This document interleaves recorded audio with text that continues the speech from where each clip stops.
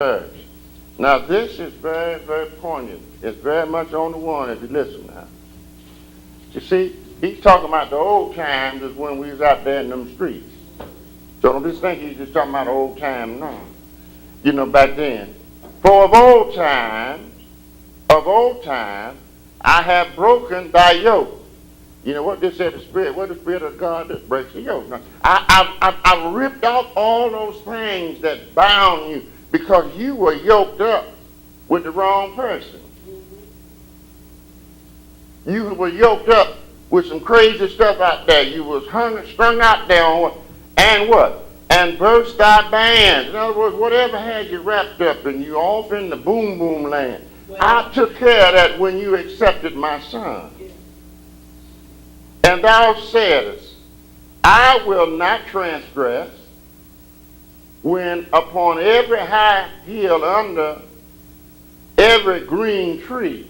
In other words, that's the etymology of saying God knows where you are, because if you read Hosea 14 and I think right there, he says, I am a green fir tree. See, when you walk on a tree, sometimes you better watch what you're doing and what you're saying. I'm just messing with you, right? A green tree, you see what I mean? On every high hill. In other words, you get caught up in stuff out there because it's alluring. And under every green tree, it may look like it's got it going on, but it's not like God. Amen. Thou wanderest, what are you doing? Playing the harlot. That's a dangerous thing. Yes, it is. Yes, it is. You remember when we started about that crafty harlot? You know, we over in Proverbs. Mm-hmm. You can't play with certain things. In other words, you're playing the harlot. He didn't say you were, but see, you get out there monkeying with stuff that you don't have any business doing, because you're not of this earth anymore. You're not of this cosmos. You've accepted Jesus. Yet, now listen what God said now. When you accepted my son now, I cleaned you up. Yes, Lord. I gave you my spirit. But let him tell you. Yet I had planted thee, what? A noble vine. Ooh. And y'all read John 15? Yes. The true vine. All right. Holy. Now listen now. Holy, a right seed. And even in Hebrew, spermata, talking about when I made you, once you accepted Jesus, I changed you. You're no longer the same. What the book said, you became a new creature. Your mind was sanitized. I got rid of all that garbage. Holy, a right seed.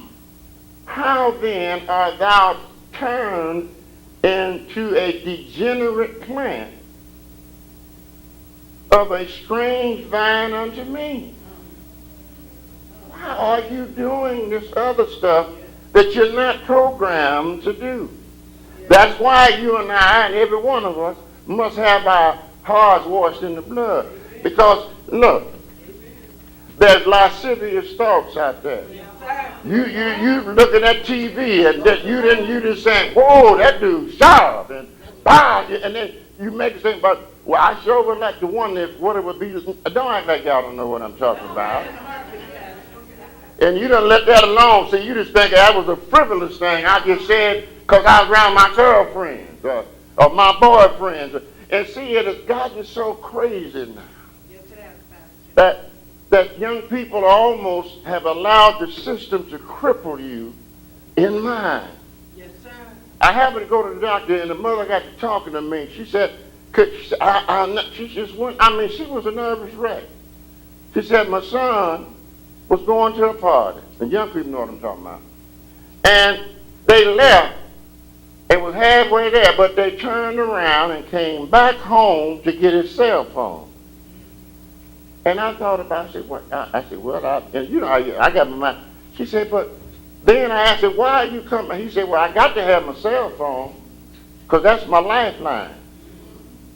And he said, I can't even get a dance if I don't have my cell phone. He said, because you have to text the ladies if you want to dance. Am I lying, young people? You have to text them and ask them for a dance. What done happened to the fact that walk up to a lovely young lady and read it with respect and say, may I have this thing? Mm-hmm. And we don't realize that that's not natural. You need your mind washed. Some of us can't leave a house without a phone. And the worst one of all is, and don't say it in the church, some folks even got one round. Don't talk to me, I ain't having my coffee. You're going to let that get in your mind that some of us don't even like coffee. But because you saw it on television, you start drinking, and now you walk around and say, don't bother me till I have my coffee. I'm trying to get plain with you right now. Because what happens, we let those things permeate us, not realizing God gave you a will to think